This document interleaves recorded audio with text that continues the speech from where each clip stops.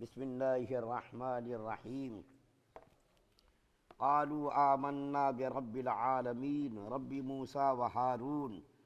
قال فرعون آمنتم به قبل أن آذن لكم إن هذا لمكر مكرتموه في المدينة لتخرجوا منها أهلها فسوف تعلمون لأقطعن أيديكم وأرجلكم من خلاف ثم لأصلبنكم أجمعين قالوا إنا إلى ربنا منقلبون وما تنقم منا إلا أن آمنا بآيات ربنا لما جاءتنا ربنا افرغ علینا صبرا وتوفنا مسلمین۔ وہ پکار اٹھے کہ ہم اس رب العالمین پر ایمان لے آئے جو موسیٰ اور ہارون علیہم السلام کا رب ہے۔ فرعون بولا تم میرے اجازت دینے سے پہلے ہی اس شخص پر ایمان لے آئے، یہ ضرور کوئی سازش ہے جو تم نے اس شہر میں ملی بھگت کر کے بنا لی ہے تاکہ تم یہاں کے رہنے والوں کو یہاں سے نکال باہر کر دو۔ اچھا تو تمہیں ابھی پتہ چل جائے گا، میں نے بھی پکا ارادہ کر لیا ہے کہ تمہارے ہاتھ پاؤں مخالف سمتوں سے کاٹ ڈالوں گا، پھر تم سب کو اکٹھے سولی پر لٹکا کے رہوں گا۔ انہوں نے کہا یقین رکھ کہ ہم مر کر اپنے مالک ہی کے پاس واپس جائیں گے، اور تو اس کے سوا ہماری کس بات سے ناراض ہے کہ جب ہمارے مالک کی نشانیاں ہمارے پاس آ گئیں تو ہم ان پر ایمان لے آئے۔ اے ہمارے پروردگار، ہم پر صبر کے پیمانے انڈیل دے اور ہمیں اس حالت میں موت دے کہ ہم تیرے تابع دار ہوں۔ سورہ اعراف کی 121 سے 126 نمبر کی آیات آپ کے سامنے پڑھی گئی ہے۔ کل آپ کے سامنے ذکر کیا گیا تھا کہ پھر موسیٰ علیہ السلام اور جادوگروں کے درمیان مقابلہ ہوا۔ فرعون کے جادوگروں نے اپنی اپنی رسیاں اور لاٹھیاں میدان میں ڈال دیں تو موسیٰ علیہ السلام کے دل میں تھوڑا سا خوف پیدا ہوا، تو اللہ تعالیٰ نے وہی فرمائے موسیٰ علیہ السلام آپ کے ہاتھ میں جو عصا ہے اس کو زمین پر ڈال دو آپ۔ چنانچہ موسیٰ علیہ السلام نے عصا کو زمین پر ڈالا تو وہ عصا بڑا اژدہا بن گیا، اور اس اژدہا نے فرعون کے جادوگروں کے تمام جو مصنوعی سانپ بنے ہوئے میدان میں پھر رہے تھے ان تمام سانپوں کو نگل لیا۔ تو فرعون کے جو جادوگر تھے وہ چونکہ اپنے فن کے ماہر تھے، ان کو جادو کی باریکی سے اور جادو کے فن سے وہ لوگ واقف تھے، تو ان لوگوں نے دیکھا تو سمجھ لیا کہ یہ جادو نہیں ہے۔ موسیٰ علیہ السلام کا جو عصا تھا وہ سانپ بن گیا، اور اس سانپ نے پورے سانپوں کو نگل لیا، تو جادوگروں نے دیکھ کر کے سمجھ لیا کہ یہ کوئی معمولی آدمی نہیں ہے، اس کے ساتھ اللہ تعالیٰ کی تائید اور نصرت ہے، اور یہ ہمارا فریب تھا، شعبدہ تھا، دھوکہ تھا، مکاری تھی۔ تو ان لوگوں نے فوراً کیا کہا آمنا برب العالمین رب موسیٰ وہارون، کہ ہم لوگ رب العالمین پر ایمان لے آئے جو موسیٰ اور ہارون علیہ السلام کے رب ہیں۔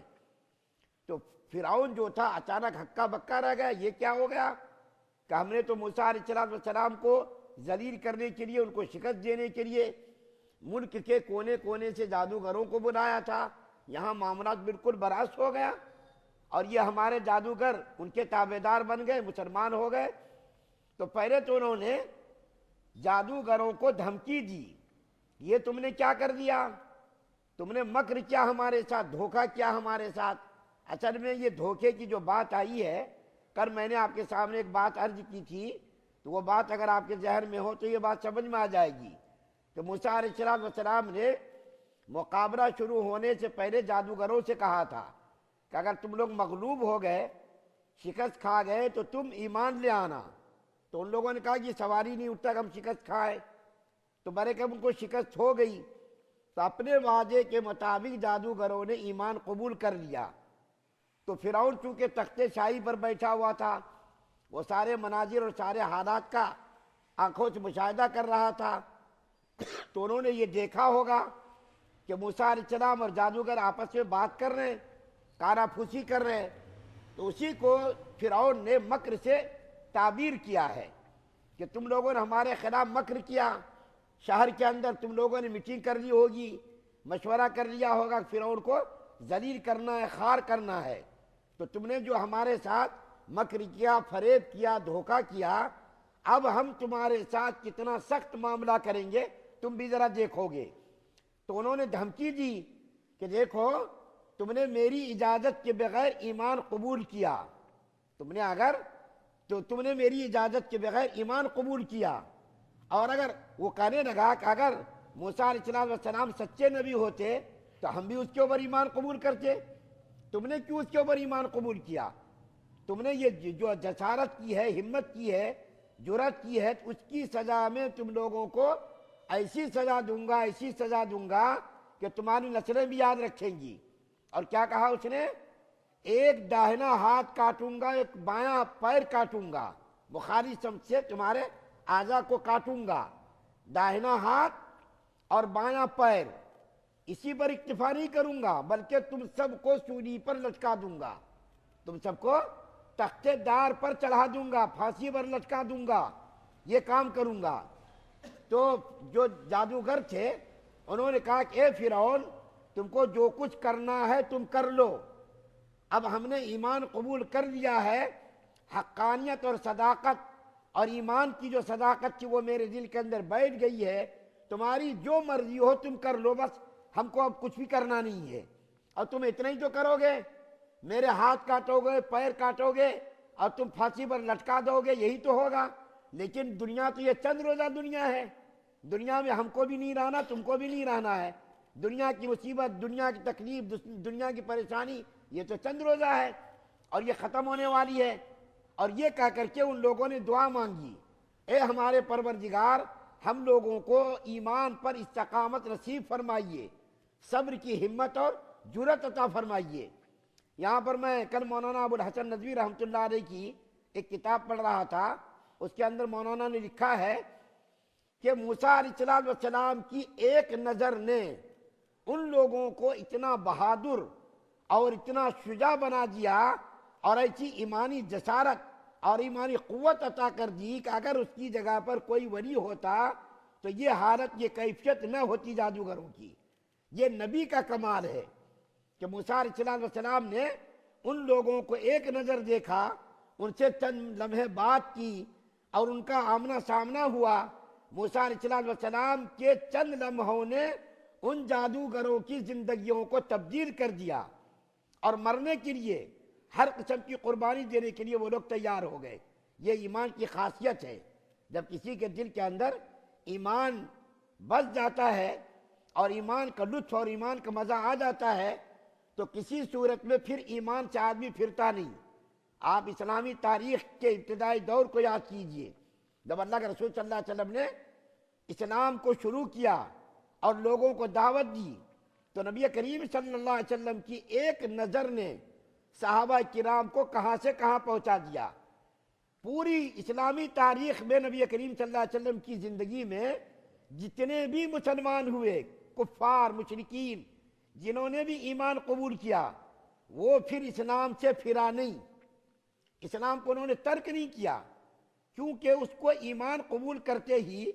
اور نبی کریم صلی اللہ علیہ وسلم کی نظر پڑتے ہی ان کی زندگی کے اندر ایک ایسا عجیب انقلاب آ جاتا تھا۔ ہر قسم کی مصیبتیں، تکلیفیں، پریشانیاں وہ اٹھاتے تھے، بڑے بڑے بادشاہوں کے سامنے جا کر کے ڈٹ جاتے تھے، لیکن ایمان کو لوگ چھوڑتے نہیں تھے، دولت کو، طاقت کو، حکومت کو، سب کو پیروں کی طرح ٹھکرا دیتے تھے، لیکن وہ لوگ کبھی ایمان سے پھرتے نہیں تھے،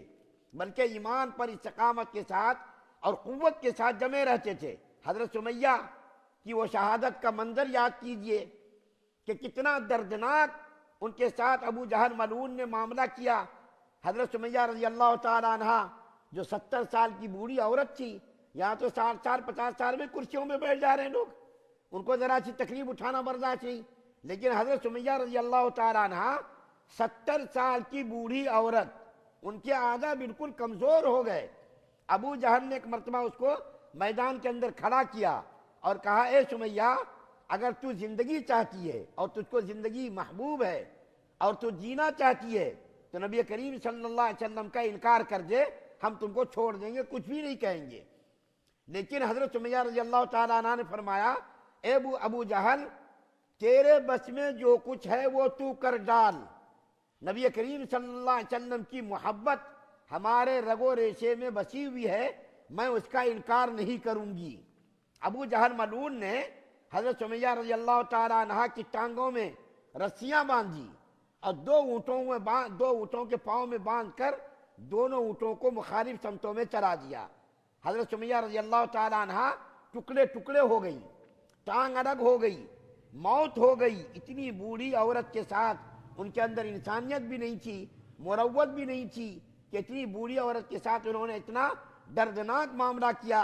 سفاکیت کا اور بہیمیت کا یہ دیکھیں کیسا نمونہ انہوں نے پیش کیا۔ حضرت خباب، حضرت صہیب اور بڑے دوسرے جو صحابہ کرام تھے، تمام صحابہ کرام نے آگ پر جلنا گوارا کیا۔ حضرت بلال رضی اللہ تعالیٰ عنہ ان کو دن میں تپتی ہوئی ریت پر لٹا کر کے اس کی چھاتی پر بڑا پتھر، بڑی چٹان رکھ دی جاتی تھی اور رات کو زنجیروں میں جکڑ کر کے کوڑے مارے جاتے تھے۔ اس کے باوجود بھی حضرت بلال رضی اللہ تعالیٰ عنہ کی زبان پر احد احد کے جملے ہوتے تھے، کبھی ایمان سے وہ نہیں پھرے۔ حالانکہ اللہ کے رسول صلی اللہ علیہ وسلم نے کہا بھی تھا کہ اے بلال حالات کو، مصلحت کو دیکھ کر تھوڑا سا نرمی سے کام لو، لیکن چونکہ ایمان کی لذت، ایمان کا مزہ ان کو معلوم ہو گیا تھا، اس لیے وہ لوگ کبھی بھی ایمان سے پھرے نہیں، کبھی مصلحت کو انہوں نے سامنے نہیں رکھا، بلکہ بس ایمان قبول کیا تو اللہ کے ہو کر، رسول کے ہو کر رہ گئے۔ حضرت خبیب ایک صحابی ہیں، ان کو کفار مکہ نے سولی پر لٹکایا تھا، بڑا لمبا چوڑا واقعہ ہے۔ سولی پر لٹکانے سے پہلے مکے کے پورے لوگ تماشا دیکھنے کے لیے آئے۔ اسی درمیان میں حضرت ابو سفیان جو اس وقت مسلمان نہیں ہوئے تھے، انہوں نے آ کر کے کہا اے خبیب کیا تم کو یہ پسند ہے کہ تمہاری جگہ پر نبی کریم صلی اللہ علیہ وسلم کو پھانسی پر لٹکا دیا جائے نعوذ باللہ، اور تم اپنے گھر میں جا کر کے سکون سے رہو، تم کو پسند نہیں کیا؟ حضرت خبیب رضی اللہ تعالیٰ عنہ نے جو جواب دیا وہ دیکھیں ایمانی حلاوت اور ایمانی شجاعت اور ایمانی بہادری کا اعلیٰ نمونہ ہے۔ انہوں نے کیا کہا؟ خدا کی قسم میں تو یہ بھی گوارا نہیں کر سکتا کہ میں اپنی جگہ آرام سے رہوں اور اللہ کے رسول صلی اللہ علیہ وسلم کے پیروں میں کانٹا بھی چبھے۔ سولی پر لٹکانا اور ان کو جو ہے مارنا یہ دور کی بات ہے، اس کا میں تصور بھی نہیں کر سکتا، لیکن اللہ کے رسول صلی اللہ علیہ وسلم کے پیروں میں کانٹا بھی چبھے یہ بھی مجھ کو گوارا نہیں۔ ابو سفیان رضی اللہ تعالیٰ عنہ نے کیا کہا تھا اس وقت کہ آج تک میں نے اتنے جانثار اور اتنے نبی کے نام پر قربان ہونے والے لوگوں کو میں نے زندگی میں کسی کو بھی نہیں دیکھا۔ یہ ایمان کی لذت تھی، ایمان کی حلاوت تھی۔ اسی ایمان کی لذت نے اور اسی ایمان کی حلاوت نے ان جادوگروں کو ایمان قبول کرنے پر مجبور کیا اور اس پر استقامت نصیب فرمائی اور شہادت انہوں نے گوارا کی، ہاتھوں کا کٹنا گوارا کیا، پیروں کا کٹنا گوارا کیا، سولی پر لٹکانا گوارا کیا، لیکن ان لوگوں نے ایمان سے پھرنا گوارا نہیں کیا۔ ان کو یہ معلوم تھا یہ دنیا کیا چند روزہ دنیا ہے، دنیا تو ختم ہو جائے گی، لیکن یہ ایمان کی جو دولت ملی ہے یہ ایمان کی دولت دوبارہ نہیں ملے گی۔ اس کو چونکہ ایمان کی لذت معلوم ہو گئی تھی۔ آج ہم لوگوں کو ایمان کی لذت چونکہ نہیں معلوم ہے، ہم کو دنیا کی ہر چیز کی لذت معلوم ہے، شرابیوں کو شراب کی لذت معلوم، گٹکا کھانے والوں کو گٹکا کی لذت معلوم، اور جو دوسرے لوگوں کو دوسری چیزوں کی لذت معلوم، لیکن ایمان کی لذت معلوم نہ ہونے کی وجہ سے آج اعمال کے اندر کمزوری۔ اگر ہمارا ایمان مضبوط ہو جاتا تو کیا مجال تھی یہ چوہے بلیاں تھوڑے جو کفار اور مشرکین یہود و نصارہ مسلمانوں کو نقصان پہنچاتے۔ ایمان کی کمزوری کی بنیاد پر آج ہم لوگ ذلیل و خوار ہو رہے ہیں۔ ہمارا ایمان بھی اگر صحابہ کرام کی طرح مضبوط ہو جائے، جادوگروں کی طرح مضبوط ہو جائے تو خدا کی قسم ساری دنیا کا ہم حکمراں ہوں گے، ساری دنیا کے سلطان ہوں گے اور ساری دنیا کا ہم شہنشاہ ہوں گے، اور یہ سب کے سب لوگ رعایا اور یہ سب کے سب لوگ مغلوب ہوں گے۔ اللہ تعالیٰ سے دعا ہے اللہ ہم سب کو سننے زیادہ عمل کی توفیق عطا فرمائے۔ سبحان اللہ بحمدہ سبحانک اللہم وبحمدک ونشہد ان لا